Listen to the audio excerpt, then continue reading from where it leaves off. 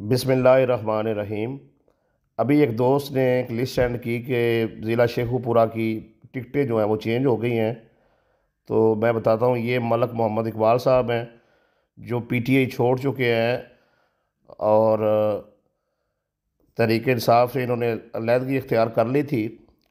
तो ये उनकी आईडी है, मलक मोहम्मद इकबाल। ये इनका तल्लक जो है वो मियाँ जलील अहमद शरकपुरी ग्रुप से है। ठीक है जी। तो इसमें आप देखें कि ये इन्होंने एक ख़बर लगाई है, मैं आपको दिखाता हूँ।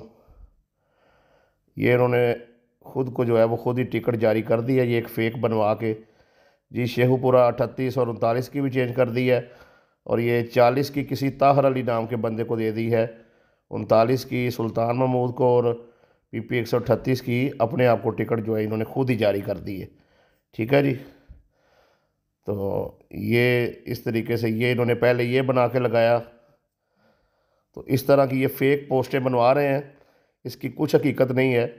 पीटीआई की टिकटें जो हैं वो किसको जारी हुई हैं, आप पीटीआई की वेबसाइट पे जाके चेक कर सकते हैं, और टिकटें मिल भी चुकी हैं।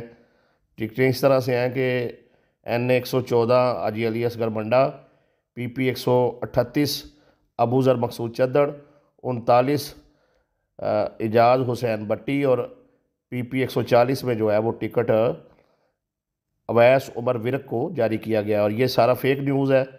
ये पीटीआई पहले ही छोड़ चुके हैं, ये सब कुछ पता नहीं क्यों कर रहे हैं, सिर्फ अहले इलाका को गुमराह करने के लिए। तो आपने इन बातों में नहीं आना, ये बिल्कुल फेक न्यूज़ है, इसकी कोई हकीकत नहीं है। इस तरह के जाली नोटिफिकेशन आपके सामने आएंगे, लोग पीटीआई के झंडे लगा के फ्लैक्सें बनवाएंगे। ये सारे वो लोग हैं जो पीटीआई का वोट ख़राब करना चाहते हैं, आवाम को कंफ्यूज करना चाहते हैं।